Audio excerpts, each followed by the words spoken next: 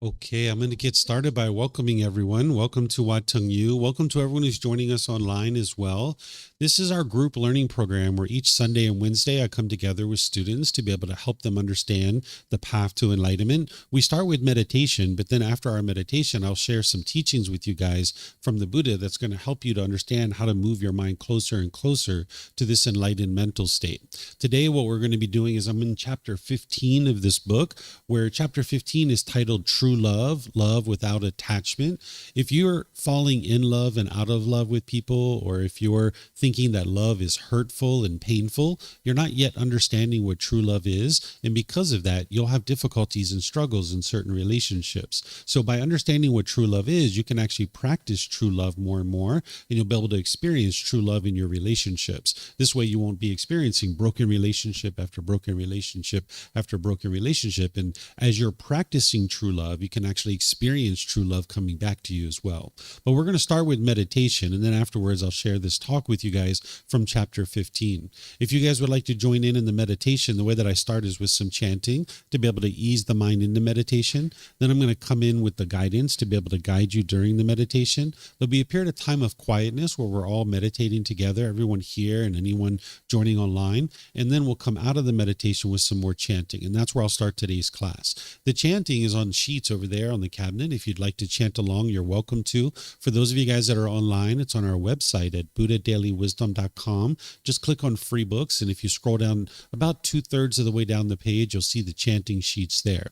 It's important to understand that during the lifetime of the Buddha, he used chanting as a way to help his students commit the teachings to memory. Every 2 weeks, he would help his students to remember his teachings by chanting them. So you can see from the origins of chanting that this isn't a rite, ritual, ceremony, worship, or prayer, or anything like that. This is actually just to help ease your mind into meditation and get more benefit out of the meditation itself. That's how we use it today. But during the lifetime of the Buddha, he used it as a way to help his students remember the teachings. There aren't any rites, rituals, ceremonies, worship, or prayer in the teachings of the Buddha. So if you're seeing those things associated with his teachings, those aren't his actual teachings. Those are misunderstandings that people have. So you're welcome to join in, and then I'll come back in with the guidance after the chanting.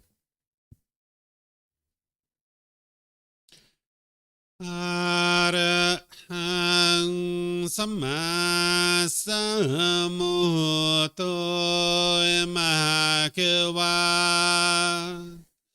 Wat Tung Mahakavanang Aphivateyami Savakato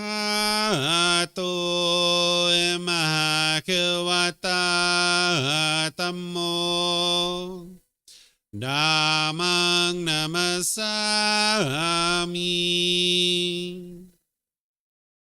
Supatipano Mahakavato Savaka Sangho Sanghang Namami Namo Rasa Bhagavato Arahato Samma Sambuddhassa Namo Rasa Bhagavato Arahato Samma Sambuddhassa Namo Rasa Bhagavato Arahato Samma Sambuddhassa Iti piso Mahakeva Arahang Samma Sambuddho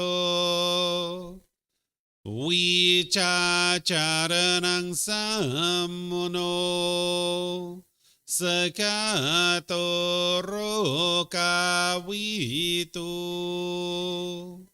Anutero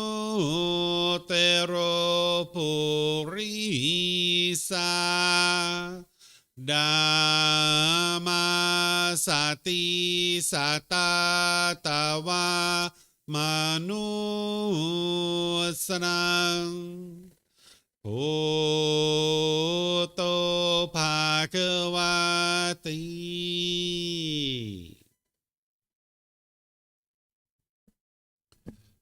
Okay, with the lower body and hands and arms comfortable, and the upper body erect, just close the eyes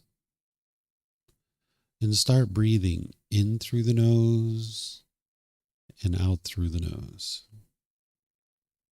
Here you're just looking to establish the breath, a nice, natural, steady, consistent breath. Not forced or controlled, just a gradual inhale through the nose, experiencing the full breath. And then whenever you're ready, exhale out through the nose. Breathing in and out. Breathing in and out. Your breath may not match up with the guidance that I'm providing, and that's okay. This is your practice. I'm just here for guidance. You can use this voice as a reminder that whenever you get to the next inhale, breathing gradually through the nose, developing a nice, natural, steady, consistent breath. And then whenever you're ready, exhale out through the nose, experiencing the full breath. Breathing in and out. Breathing in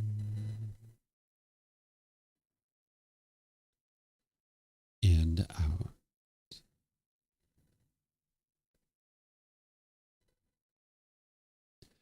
With the breath well established, start fixating the mind on the breath, either the sound of the breath coming into the nose or the sensation of air moving over the skin and into the nose. The breath is the present moment. Fixate the mind on the breath, the present moment. Breathing in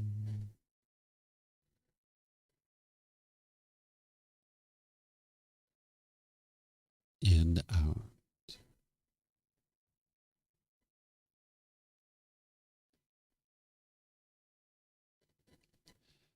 Breathing in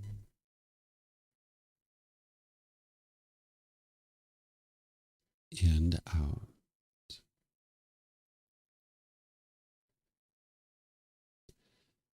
With the mind focused on the breath, whenever you notice that it moves off the breath, cut that off, let it go, and come back to the breath, the present moment. No need to observe the thought, label it, judge it, analyze it, or even try to figure out where it's coming from. Whenever you notice that the mind is moved off the breath, cut that off, let it go, and come back to the breath, the present moment. Breathing in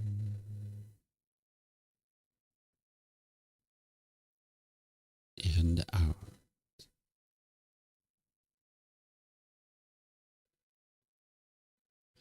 Breathing in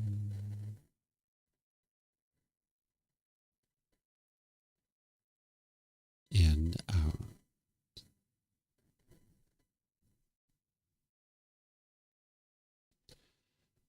I'm going to be quiet now and let you do this work of focusing on the breath, cutting off and letting go anytime the mind moves off the breath.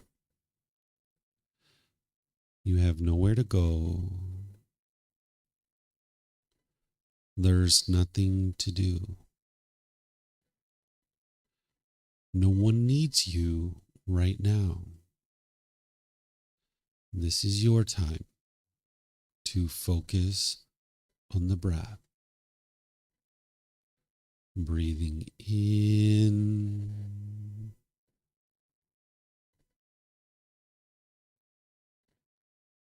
and out.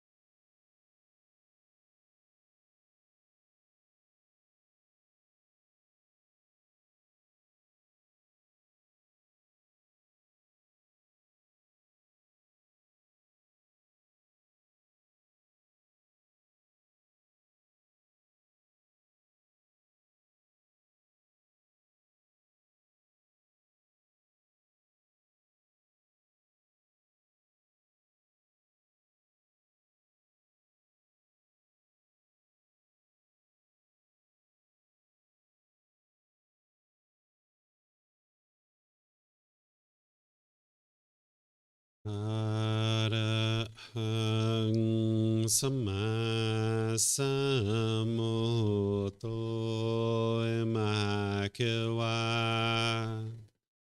Wat Tung Mahakewanang Apivateyami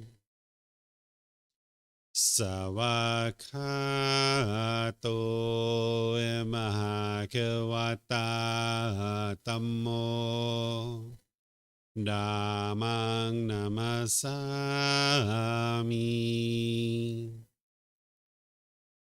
Supatipano Mahakewato Savaka Sangho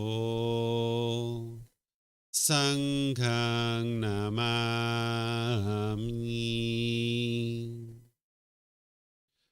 Namo Arhasa Bhagavato Arahato Sama Sambuddhassa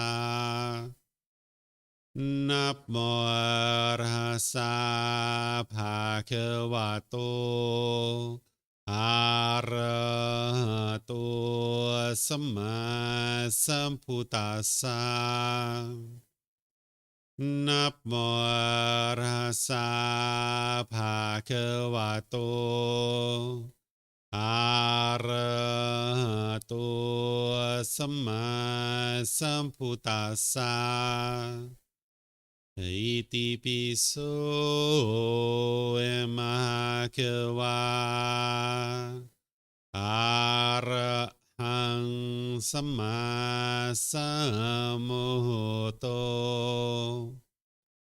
Vicacaranang Sammuno Sakato Rokavitu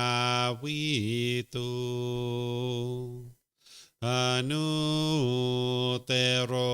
Purisa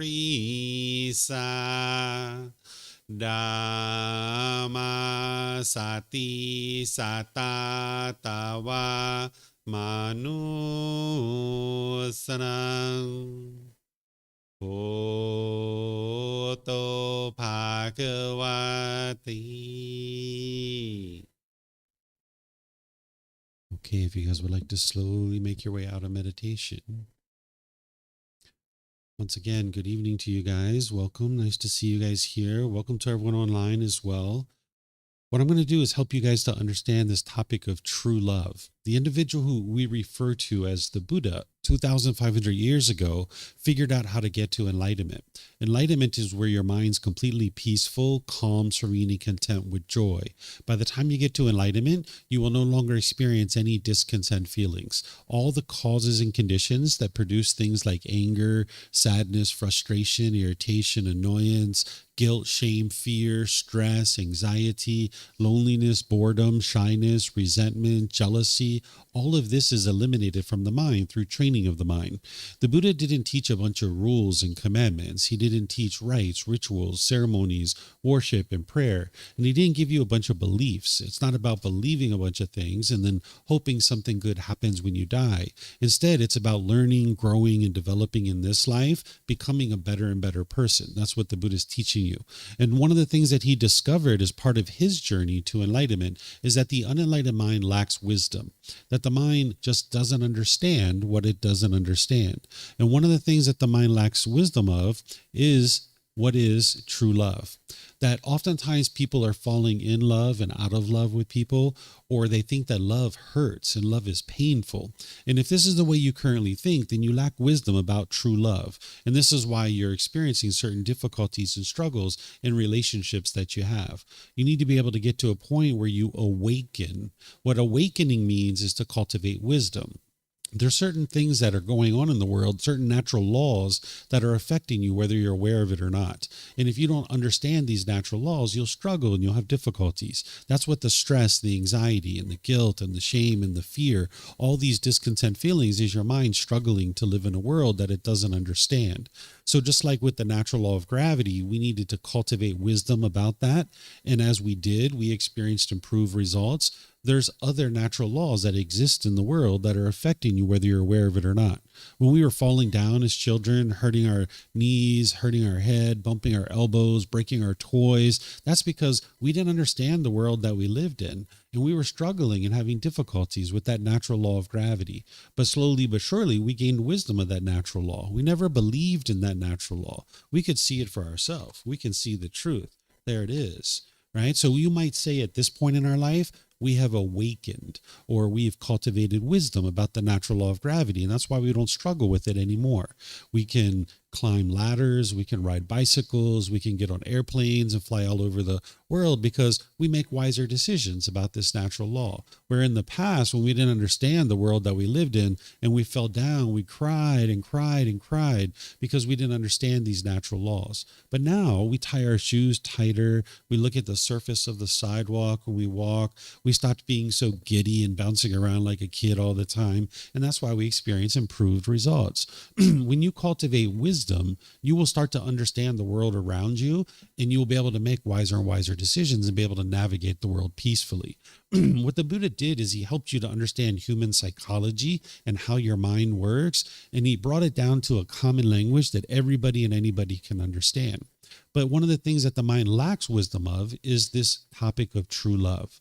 So what I'm going to do is I'm going to help you to understand what's causing your painful feelings first, so that we can help you to understand what the mind is misunderstanding. And then I'm going to teach you what is true love. But I need to first help you to understand what are causing these painful feelings. Because right now you probably think that love hurts and it's painful, and you might be falling in love and out of love with people. So I'm going to help you to understand that first before I explain to you what is true love. I'm going to be pausing a few times as I go so that you guys can ask questions, because you're going to need to get clarity. The teachings of the Buddha are something that you learn, investigate, and examine. You reflect on them to verify if they're true or they're false, and then you practice his teachings, integrating them into your day-to-day life and making decisions through those. And that's how you awaken or cultivate wisdom. So you're not believing what it is that I share today. You need to be able to independently verify it. So when I pause, you might have questions because your mind currently lacks wisdom about the things that I'm talking about, and you might need to get clarification. So we have microphones here for you guys. I think most of you guys have been here before. You know that we have these microphones. If you could just get a microphone and press the gray button, that way the people online will be able to hear you, and then you can keep these with you. And if you're not using it, if you could turn it off, that'll be helpful so we don't get feedback through the speakers. And then for those of you guys online, you can put your questions into Facebook, YouTube, or Zoom, and I'll be able to see that. Or you can raise your hand in Zoom and ask any and all questions that you like. So to help you understand what is causing the painful feelings, you need to be able to understand the very first teaching of the Buddha. It's called the Four Noble Truths. And I've taught it as part of this program before, because this is a 7-month program and some students have been studying all the way through. But for those people that have been already studying with me, this will be a refresher for you. But if you haven't learned the Four Noble Truths with me, I'll just give you a little bit of a recap of what this is so you can understand it. But remember, don't believe it. You need to be able to learn it, reflect on it to verify it, and practice it. So the Four Noble Truths explains for you what is the problem in the mind, the cause of the problem, the elimination of the problem, and the complete solution. The Buddha explains in 4 simple statements, the problem in your mind is discontentedness, that you experience what's called conditioned feelings, that based on some condition, you will experience a feeling. And that feeling is either going to be pleasant, painful, or neither painful nor pleasant. The pleasant feelings are things like happiness, excitement, elation, thrill, exhilaration, or euphoria.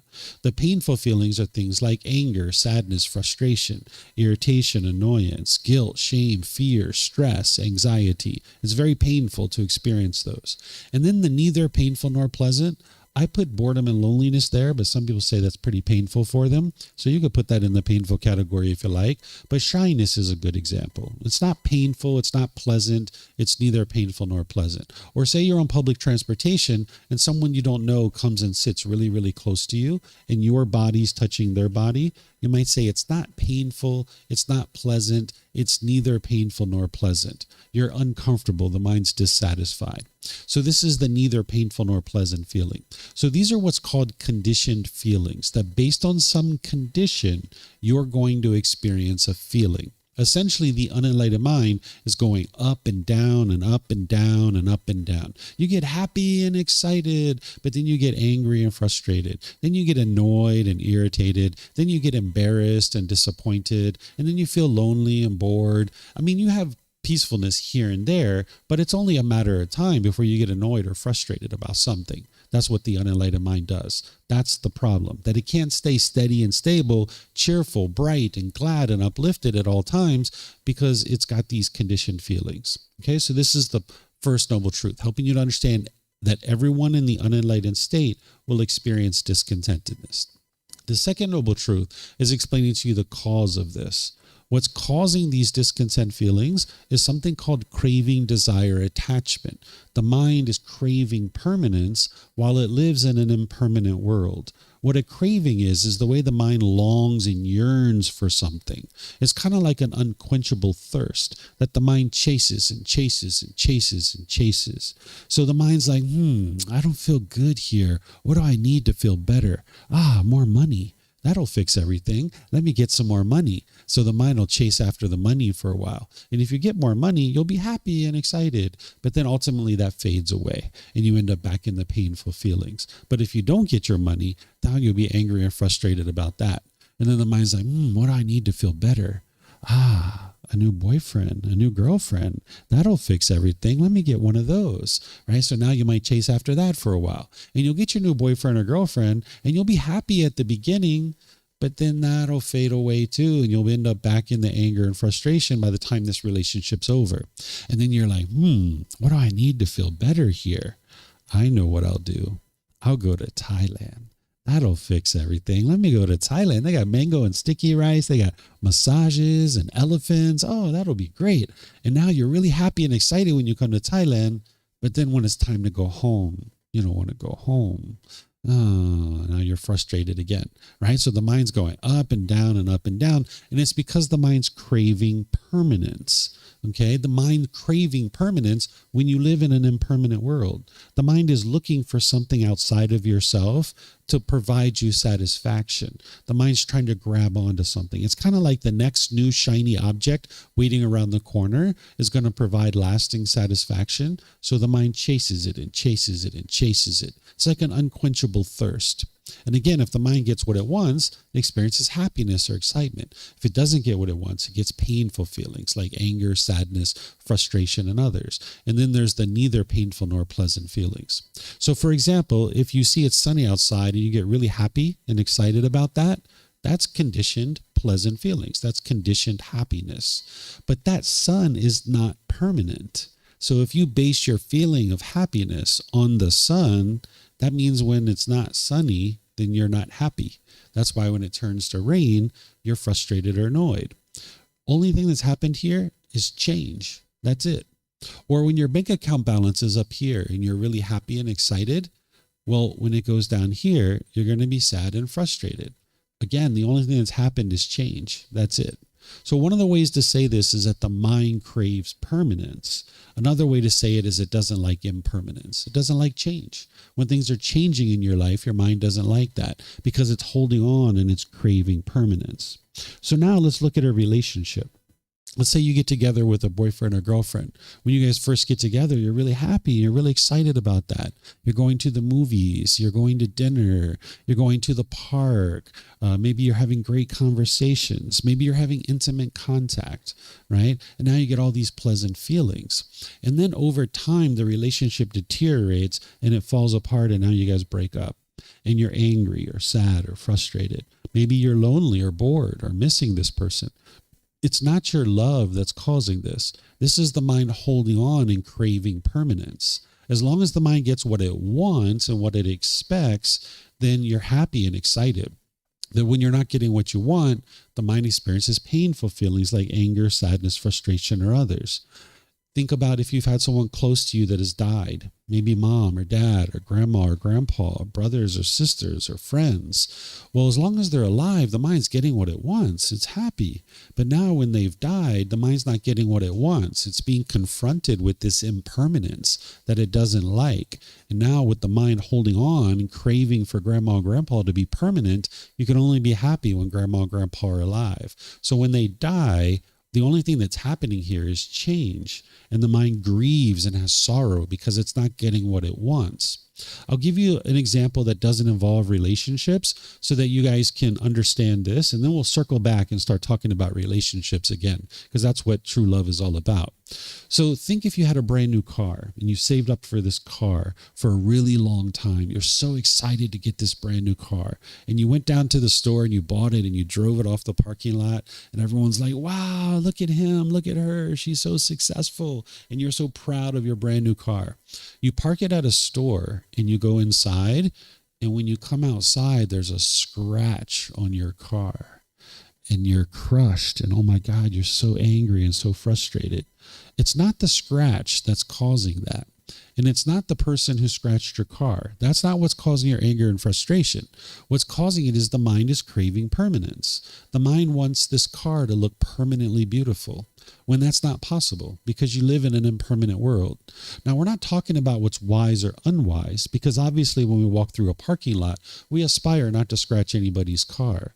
But the fact is that this car is going to deteriorate. The paint's going to fade. The tires are going to need to be changed. The upholstery is going to get ripped and torn. It's going to happen. It's only a matter of time. But if your mind craves permanence, when you experience all this change with your car, you won't like it. Your mind will be frustrated or angry. So this is an example that maybe you guys can relate to. But now, don't believe what I'm sharing with you. You need to reflect on this through your own life, because what the mind will do when you think that this feelings are being caused by something external is you will tend to push people away. You might have pushed away friends or family out of your life, thinking that they were the ones causing you to be angry, and you might have pushed them away. This is called aversion. Or you might have been bitter and harsh and hostile to people, and now it damaged your relationship. Or you might have started pressuring people and putting expectations on people and trying to get them to do things your way. This is what the unenlightened mind does, because it's uncomfortable with those painful feelings, and it firmly believes something external is causing it, so it becomes unskillful and it tends to push people away. It's bitter, harsh, and hostile, or it puts expectations on people. But you got to see the truth so that you can understand that this is unwise, because you can't live harmoniously with all beings as long as your mind's doing that. And people might actually be doing that to you too.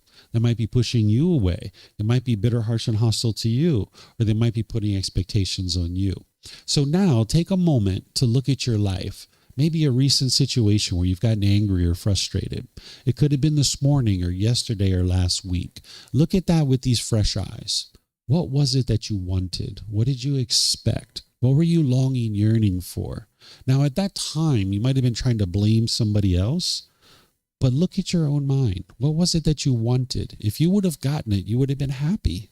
But because you didn't get what you wanted or what you expected, the mind was angry or frustrated or sad or some other discontent feeling. If you can see this, you can have a real breakthrough to being able to see that it's your own mind that's causing these feelings. And this is very empowering, because once you realize that it's your own mind that's causing these feelings, then you can fix it.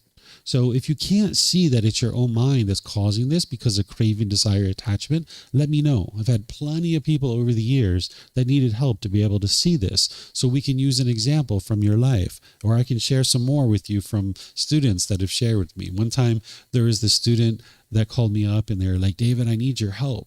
I said, okay, sure. They said, I know you teach that it's my own mind that causes these feelings, but I'm pretty sure it's my wife. Can you help me to understand how it's my mind and not my wife causing these feelings? And I said, sure, what's going on? They said, well, I went to work the other day and my house looked beautiful. And when I came home from work, she had this craft project all over the house. And when I walked in, I got angry and I got frustrated. Didn't she cause me to be angry? I wasn't even there. She's the one who messed up the house. And I said, no, it was your own mind. You were craving permanence. You were expecting your house to look exactly the same when you came home as when you went to work. And it's not possible. That This craft project that your wife has all over the house, that's just impermanence. That's all that is, that things have changed. So you need to be able to see this in your own life, because every single time you've ever been angry or frustrated, it's been your own mind causing it the whole time. Now, that's not to say that the other person wasn't doing something unwise, because they truly could have been doing something unwise. But it was your own mind that was causing this. And if you can see this, again, it's very empowering, because then you can actually fix it. But if you continue to have a lack of wisdom, where you think it's other people that are causing these feelings, you'll never actually be able to apply the solutions that the Buddha taught to be able to fix it and transform your mind. So it's your own mind that's causing these feelings. And once you come to see that, then the third noble truth starts to make a lot of sense. That the Buddha teaches you that you can eliminate your discontentedness by eliminating your craving, desire, attachments, that longing, that yearning, that chasing after the objects of your affection. And sometimes when I say this, that you need to eliminate your craving, desire, attachment, people say, well, if I did that, wouldn't I swing all the way to the other side where I'd be dull and lethargic and complacent? Well, you might, but that's not what the Buddha is teaching you. The Buddha is teaching you to come to the middle, where you can gradually pursue your goals, objectives, or interests through wise decision making with enthusiasm and ambition. But in the unenlightened state, your mind doesn't know how to do that. You'll either chase, or you'll swing to the other side where you feel dull and lethargic and lazy. So you can eliminate your discontent feelings by eliminating craving, desire, attachment, the longing, yearning. And you can verify this too. Because again, think back to that boyfriend or girlfriend that you broke up with. When you guys first broke up, you were lonely, you were bored, you were missing this person, you were angry, you were frustrated. But at some point, your mind let go. You were like, you know what? If he wants to be with someone else, so be it.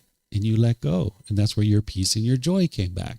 Or you were like, you know what? If she wants to live in a different part of the world, okay, so be it. You let go. And that's where your peace and your joy came back. But as long as you were holding on and you were craving this person to be in your life, you weren't content. You weren't peaceful. You weren't joyful. Your mind was angry or frustrated or lonely or bored. So you got to train your mind to let go.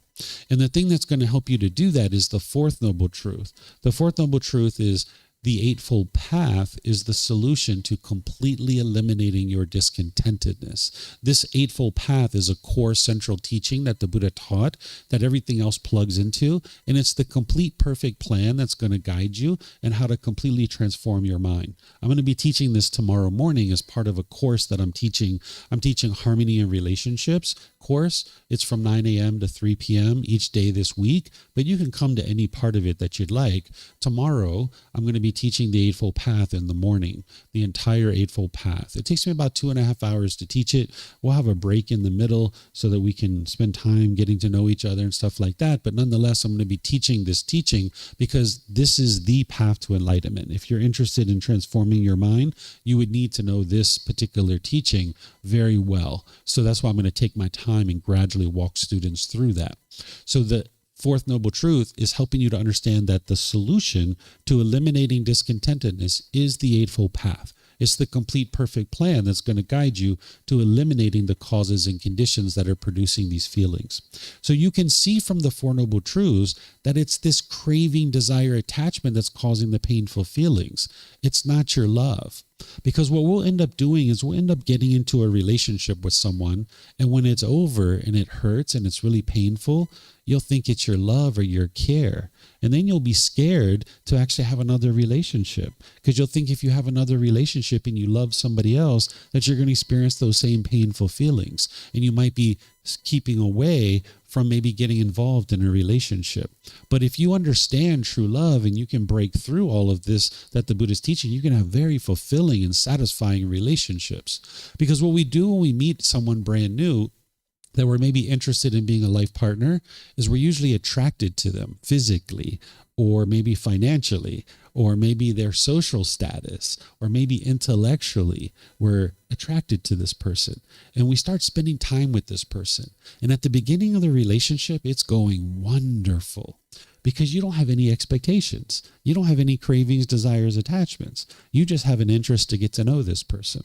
So everything's being met. Your cravings are being met. Your expectations are being met because you don't really have any expectations. You're just interested to get to know this person. So at the beginning of the relationship, everything's going wonderful. You've got this new person in your life. You're going to the movies. You're going to dinner.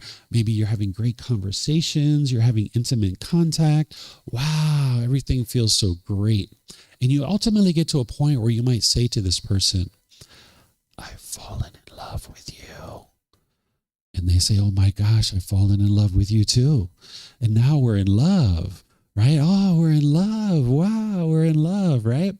And now over time, you start having these expectations where you want them to do certain things and they can't meet your expectations permanently. Sometimes they do things your way and sometimes they don't. And when they don't do things your way, you get angry or frustrated and you think it's them that's causing it. And then they have expectations for you and they have all these expectations that start growing in their mind and they start wanting you to do things a certain way. And when you don't do things their way, they get angry and frustrated. And eventually, this relationship has so many expectations in your mind and in their mind that you get so angry at each other, you break up. When you were together and you were in love, you were treating them really nice. You were being kind and polite and respectful, and you wanted sex from them, or you wanted money from them, or you wanted them to cook food for you, or you wanted them to spend time with you. So you were polite and respectful with them for a period of time. But once you said, you're not doing things my way anymore, I don't like you, I've fallen out of love with you, and now you're angry with them, you're bitter and harsh and hostile with them. This isn't love. This is craving, desire, attachment masquerading as love. What the mind's doing here is it's saying, I love you, therefore I want you to be with me because you make me happy. This isn't love. There's no such thing as conditional love, but we might call this conditional love. It's kind of like, if you do things my way, I will say I love you and I will function like I love you. And I'll say I love you and I'll do things as if I love you. But if you stop doing things my way, I don't love you anymore, and I'm going to stop treating you nice. I'm going to be bitter and harsh and hostile with you. That's not actually love. That's craving, desire, attachment masquerading as love. Again, there's no such thing as conditional love, but we might call that conditional love. It's if you meet my conditions, I will say I love you, I will act like I love you, I will function like I love you, but if you stop doing things my way, I'm not going to function that way anymore. Okay, so this is what's plaguing your relationships, is this lack of wisdom of thinking that this stuff is love. What you would like to get to is true love. What true love is where you can love people unconditionally, where they don't have to do anything in order for you to love them. That because they didn't earn your love, you're not falling in love with them and you're not falling out of love with them. You're loving them as they are. Not putting expectations on them, not pressuring them, not trying to control them and have expectations that they'll do things your way. Because there's actually only one person in the world that does things your way 100% of the time. Do you know who this person is that does things your way 100% of the time? Who's the person who does things your way? He knows. Do you guys know who does things your way 100% of the time? Yeah, you know too, right? You're the only person in the world who does things your way 100% of the time. Everybody else does things differently. So if you could only love people who do things your way, there's only one person in the world that you can actually love. And you might actually have problems loving that person from time to time, right? Because you're putting expectations on yourself. So what you would like to get to is get to the point where you can separate people's choices and decisions from the person themselves, where you can disagree with their choices and decisions while still loving the person. I'd like to ask you guys a question. I usually ask this question when I teach this topic. Raise your hand if you have agreed with every single thing your parents have ever done in your life. I've never seen anybody raise their hand, but is there anyone here? Raise your hand if you agreed with everything your parents have ever done for you and that they've done around you. Anybody? Nobody? So you can see even someone as close as your parents, they've had different experiences than you. They grew up differently and they're going to do things differently than you. So the problem that we grow up with is that oftentimes our parents don't understand true love. That in our mind, we think our parents are the people who are supposed to be loving us. And oftentimes our parents put expectations on us and they try to control us. They want us to work a certain job. They want us to live in a certain place. They want us to have a boyfriend or girlfriend. They want us to start having babies or something like this, right? They start telling you what you should or shouldn't do. And your mind thinks that this is love, but this isn't the love. I'm sure your parents have love in their mind for you. They have unconditional love, but it's polluted with cravings, desires, attachments, wants, and expectations. So what the Buddha is teaching you to do as part of his teachings is get the craving, desire, attachments out of the way, get those expectations out of the way so that your love can shine through. Your true love can shine through. So for example, I love every single one of you. Before I ever met you, I love you. What loving you means is that I have a genuine interest in seeing you be well. I don't want anything from you. I don't expect anything from you. I just love you as you are. And as you ask me questions and you need help, I will help you. I have a genuine interest in seeing you be well, but I also know that you are responsible for your own wellness. I'm not responsible for your wellness, but I'm interested in seeing you be well. And I'm not interested in putting expectations on you and trying to control you. So that's why when people come here, sometimes they're looking for rules. They're like, David, can I sit here? Can I sit here? Can I use this? Can I use that? Can I use that? And I always tell them, there's no rules here, right? There's no expectations. Do whatever you like. Sometimes people ask me if they can take pictures, right? Or take video, right? You can do anything you like. It's up to you. Right? I don't have any expectations. So if you can have unconditional love for people, that means you love them as they are. Understanding you're going to disagree with their choices and decisions sometimes, and that's okay, because that's just impermanence. Your brothers and sisters are going to do things differently than you. Your parents are going to do things differently than you. Your life partner is going to do things differently than you. Your children are going to do things differently than you.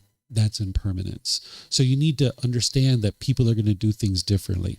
Because when you see mom and dad headed towards a struggle, or you see brothers and sisters headed towards a struggle, if you have a craving for them to be permanently peaceful, when you see they're headed for a struggle, you will want to step into their life and start telling them what to do and how to do it, and start putting your expectations on them to try to control them and force them to do things your way, where that's not going to produce harmony in your relationships. So you've got to step back and let this relationship breathe, where you understand putting expectations on people is just going to sabotage your ability to be peaceful and joyful in this relationship and have harmony in this relationship. So let me stop here and see if you guys have any questions about the Four Noble Truths and what's causing the painful feelings, or what is true love. We can go further into this, but I'd like to see if there's any questions. Do you guys have anything here? Anybody online would like to ask questions? No questions? Okay. I don't see any questions online either. Okay. So not only do you need to learn how to love others and not putting expectations on others and loving them as they are, you need to do the same thing with yourself. Because what you'll tend to do is you'll put expectations on yourself, and then you'll have this negative self-talk inside your own mind, this negative inner dialogue where you're constantly degrading yourself. And walking around like that, hearing that in your mind, it's really no fun to walk around life that way, because you'll have certain expectations of yourself and you'll be working really hard to get to them, but you won't quite get there. And then you'll be angry and frustrated with yourself. Right? So you need to be able to get rid of these expectations, where instead of setting expectations, that you have goals, objectives, and interests that you work towards. Right now, if you have a goal, and if you accomplish that goal, you're really happy. And if you don't accomplish the goal, you're sad or frustrated. That's not a goal. That's a craving, desire, attachment masquerading as a goal. That if you get what you want, you're happy. And if you don't get what you want, you're angry or sad or frustrated. A true goal is something that you can gradually work towards, and you don't base your feelings on whether you accomplish it or not. So if I'm 80% of the way towards my goal, I can maintain my contentedness. I can maintain my joy. I'm going to be like, I haven't met my goal here. What can I do here? Well, I could extend my timeline. give myself more time, and I can maintain my joy here, right? I can extend my timeline and give myself more time to be able to accomplish this, right? Or I could say, I could add more resources. Let me put some money. Let me put some other supplies here. Maybe that'll help me get my goal. Or, you know what? Maybe I'm fine with 80%. I don't need to go any further. I can maintain my joy just with the 80%. I don't need to go any further. 80% is just fine. But if you put expectations on yourself, you're burdening your mind with this idea of I have to get here and I can only be happy if I get here. But because of impermanence, you're not always going to get there. The world around you is constantly changing. You're not going to always be able to get this. So as soon as you set in your mind, I can only be happy if I get this, you're sabotaging your ability to be permanently happy and peaceful, because you'll work really, really, really, really, really hard to get there, and you'll exhaust yourself. You will push and push and push and push and push, and you won't quite get it. And then you'll be frustrated and angry. Where instead you can just have goals that you gradually work towards, chipping away day by day by day, and not basing your feelings on whether you accomplish this thing or not, and just gradually work towards it. This is how you can love yourself, is don't put expectations on yourself. Okay. The Buddha also teaches us to have love for our parents and our caregivers. He talks about parents and caregivers almost like there's kind of like a debt of gratitude that we have towards these people, because whether you agreed with your parents or not, and we've established that none of us have agreed with our parents 100% of the time, the fact is that they did something very amazing for us. Here we are adults, and we can fully sustain our life. We're independent of our parents, right? Where at one time, that's not the case. One time we couldn't have survived in this world without them.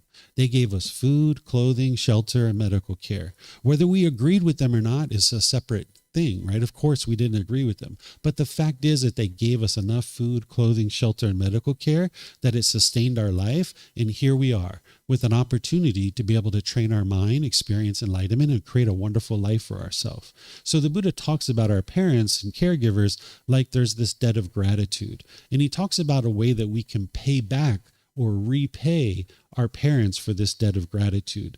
So I'll share with you guys this teaching. This is actually his words, where he's teaching about how to repay this debt of gratitude to our parents. He says, monks, there are two persons that cannot easily be repaid. What two? One's mother and father. Even if one should carry about one's mother on one shoulder and one's father on the other, and while doing so should live or should have a lifespan of 100 years, live for 100 years, and if you should that's a little bit dark here. And if you should attend to them by anointing them with balms, by massaging, bathing, and rubbing their limbs, and they void their urine and excrement there, one still would not have done enough for one's parents, nor would one have repaid them. Even if one establishes one's parents as the supreme lords and rulers over this great earth, abounding in 7 treasures, one would still not have done enough for one's parents, nor would one have repaid them. For what reason? Parents are of great help to their children. They bring them up, feed them, and show them the world. So I'm going to pause here for a second, and then we'll continue. What the Buddha is saying is if you literally carried your mother on one shoulder and your father on another shoulder, and you live for 100 years, and you bathe them, and you massage them, and you rub them with ointment, and you cleaned up their urine and their excrement, he's saying you haven't done enough for your parents. Even if you establish them as the supreme lords and rulers over the entire world with all this treasure, you still haven't done enough, because all those things are actually impermanent. You might buy your parents gifts and help them with these kinds of things, but the Buddha is saying that pales in comparison to what he's actually going to be teaching next. He says, but when monks, if one's parents lack confidence, one encourages, settles, and establishes them in confidence. If when one's parents are unwholesome, one encourages, settles, and establishes them in virtuous behavior or moral conduct. If when one's parents are selfish, one establishes, settles, and establishes them in generosity. If when one's parents are unwise, one encourages, settles, and establishes them in wisdom in such a way, one has done more than enough. One has done enough for one's parents, repaid them, and done more than enough for them. Right? So what the Buddha is talking about here is helping your parents to get closer to enlightenment.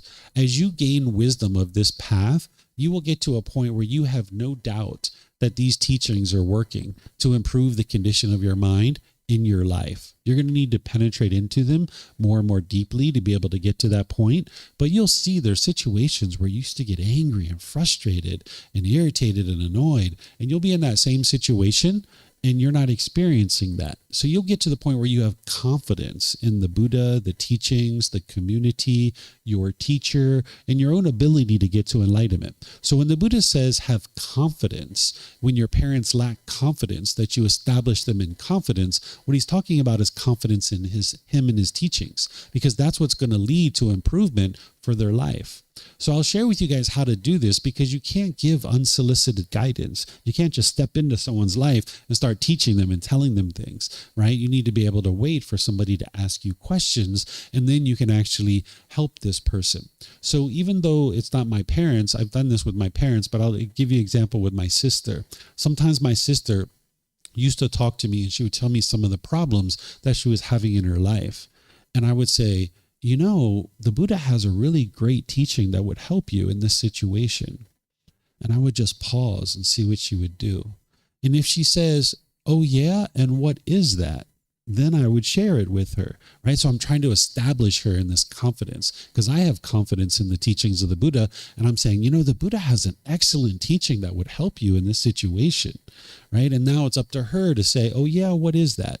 Because if she doesn't say, oh yeah, what is that? Then I'm not going to share it with her, right? It's up to her to decide she would like to learn this, right? So this is one of the ways you can do it very humbly, where you're inviting this person to solicit your input rather than giving unsolicited guidance. Because if you give unsolicited guidance, this is your ego, this is your craving, and you're not interested in functioning through that. When your parents are unwholesome, one encourages, settles them, and establishes them in virtuous behavior. I'll give you an example of this. There's some family members that I have that when they were born in the 1920s. And in the USA in the 1920s, if you grew up during this time, there was a certain water fountain that you drank out of if you had a certain color of skin. And there was another water fountain that you drank out of if you had a different color of skin. And if you had a certain color of skin, you would go to the front of the restaurant and you would get your meal. And if you had a different color of skin, you would go to the back of the restaurant and you would get your meal from there. So these individuals, they grew up with what we might consider to be racist ideas. And sometimes when I was spending time with these individuals, I would hear them say these things, right? They would say pretty racist things.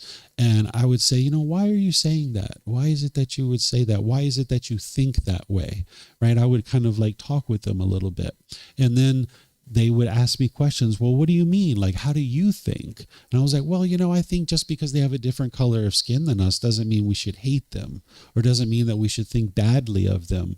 You know, they're human beings just like us. And slowly but surely, they changed their perspective of how they thought about the world and the people around them, right? So this is how you establish someone in wholesomeness, in virtuous behavior, is that you don't push it on them. You don't force it on them, but you ask them questions. You know, why do you think that way? I'm just curious. Why do you think that way?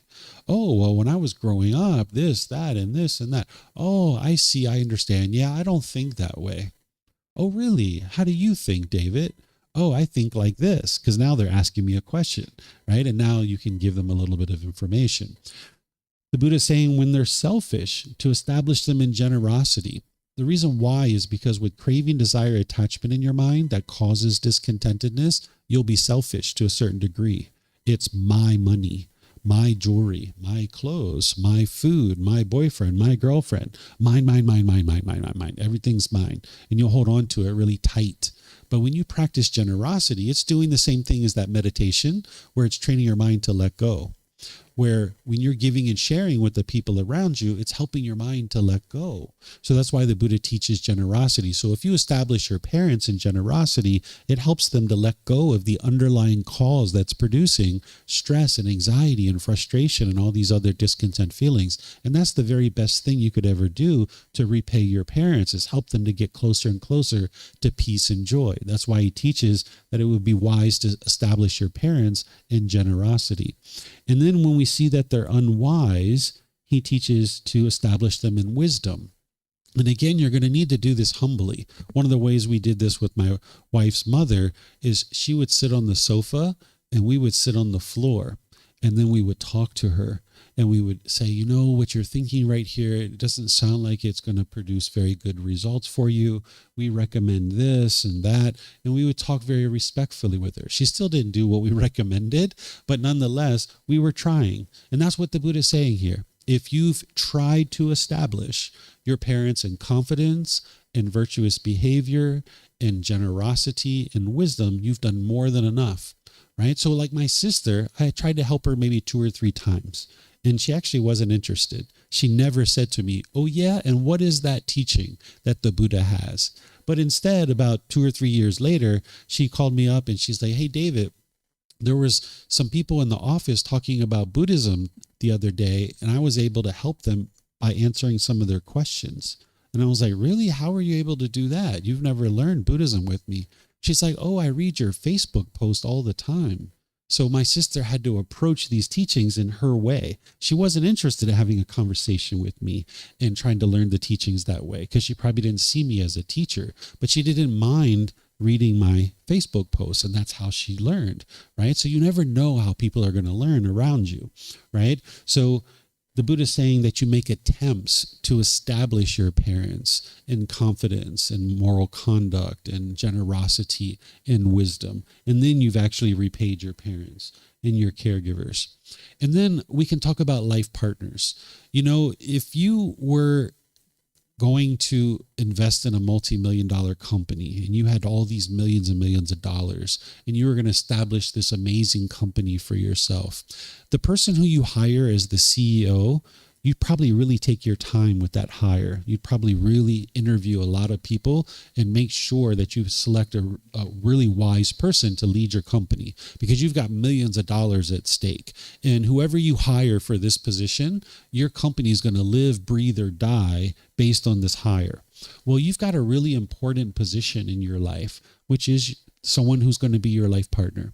If you choose a life partner wisely, you're going to have a really wonderful life.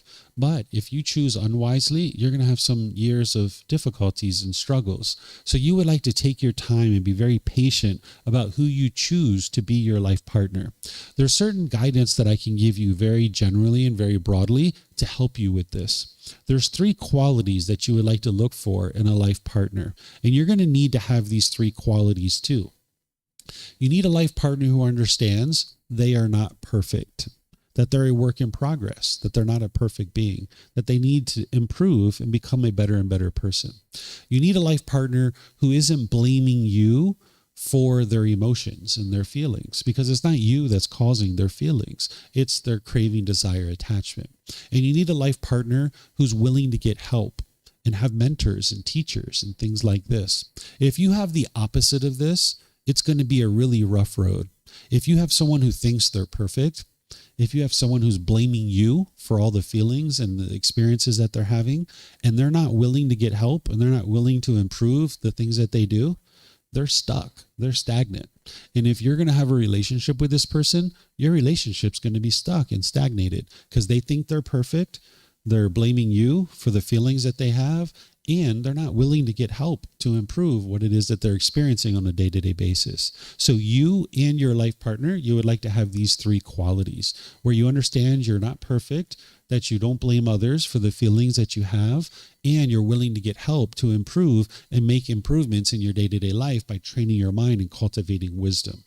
There's some other guidance that I can give you about any relationships, not just life partners, but any relationships. The Buddha gives you 4 qualities that you need to practice within every relationship in order for it to be successful.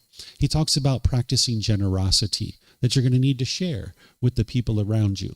He talks about having endearing speech, and he gives you guidance on this in the Eightfold Path about how to have warm and gentle speech with the people around you.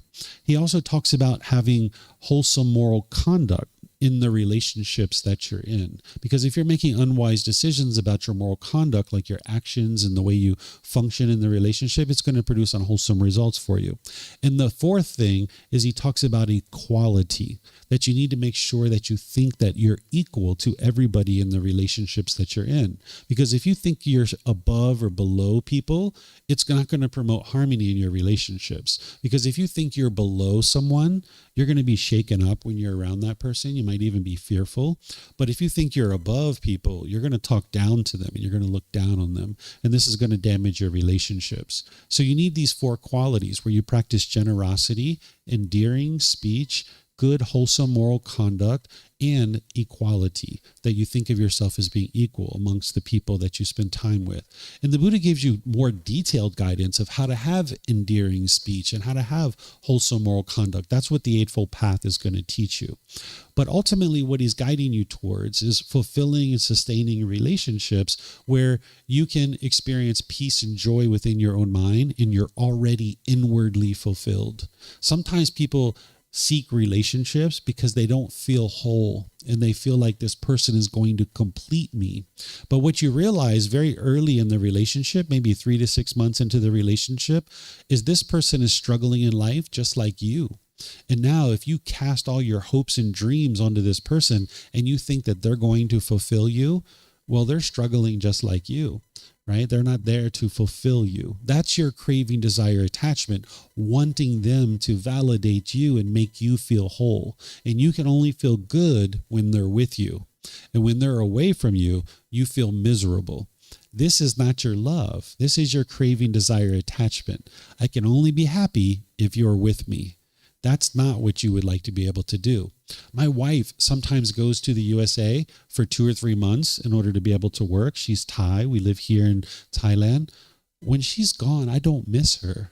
And she knows that. And she doesn't miss me either. And it's not because we don't love each other. Of course we love each other. We've been together almost 20 years. We have a son. We've done some amazing things together. Of course we love each other. We have a genuine interest in seeing each other be well. But I can be happy when I'm with her, and I can be happy when I'm not with her too. If I can only be happy when I'm with her and I miss her when she's gone, my mind is attached. My emotions are attached to her. And because she is not permanent in my life, I can only be happy when she's with me, which means I can't be permanently happy. I can't be permanently joyful. So instead of having conditional happiness, what you would like to get to is unconditional happiness, where there doesn't need to be any condition met in order for you to be happy. So you're going to need to eliminate your cravings, desires, your wants, your expectations. You're holding on and craving for this person to be permanent, because it's just going to produce anger and frustration in your mind. And you're going to push people away. You're going to be bitter, harsh, and hostile to them, or you're going to put expectations on them and try to pressure them to do things your way. You'd like to get to the point where you just love people as they are, unconditionally, where you can separate the choices and decisions that they're making from the person themselves. I don't suggest you guys do this, but if you went out and killed somebody today and you called me from jail and said, David, I need your help. I've killed somebody. I'm in jail. Will you come see me? Yes, I will come see you, right? Because I love you. I would like to see you be well, right? I disagree with the choice and decision because you've killed someone. I disagree with that, but I don't need to be angry or upset or frustrated with you because you haven't done things the way that I would do them. Right? I can still love you, meaning I have a genuine interest in seeing you be well. So I can separate the choices and decisions that you make, and I can still love the person. Because the anger doesn't do anything but damage your own mind. It causes harm to your own mind. So you're going to need to not put expectations on people and understand that they're going to make decisions differently than you, and that's okay, right? So I'm going to stop here, see what questions you guys have. Is there anything you guys would like to ask based on what I've been sharing? No questions? Okay. I don't see any questions online either. Okay. So what I'll do then is just end by thanking you guys for joining. Thank you for your interest to learn and understand the teachings of the Buddha. If you guys would like to learn more, you're more than welcome to. There's lots of opportunities for you to do that. You can see our bulletin board there. You can check our website, and you'll see all the different options to be able to learn. It's all available for you at no cost. What I suggest people to do is start with this first book. You can download this for free from our website. You can take it and go print it. You can get printed versions here by just reimbursing us for the printing cost, or you can get it on Amazon. And if you start with this first book, each Sunday I go chapter by chapter by chapter in this program. And you can attend while you're here, but you can also attend online as well, because I live stream all the classes. And if you can't attend live, you can even watch the recording. So next week, I'm going to be in chapter 16, which is titled Dissolving the Ego. Ego serves no purpose. As long as you have ego in your mind, you'll think that you're so great and everybody else is wrong, and it's your way or no way. And this is standing in your way of having harmonious relationships. So you'll either put yourself above people or you'll put yourself below people, which is just as dangerous, because if you put yourself below people, you're going to be really shaken up when you're around people. So there's a way for you to dissolve this out of the mind and get rid of it so you can have more fulfilling and sustaining relationships. Because as long as that ego is in your way, you're not going to be able to have loving relationships with the people around you. So whatever you guys do today, have a lovely and wonderful rest of your day. Perhaps I'll see you next time. Sawadee kap. Sawadee kap. Jai jian. She finally talks.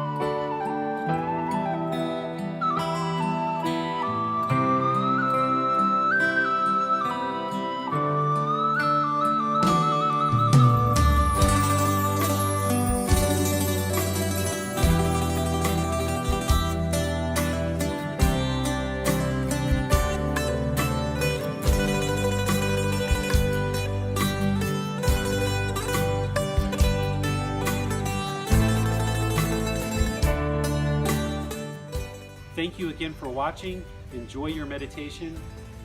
Look forward to seeing you online and answering any questions that you might have. Thank you so much.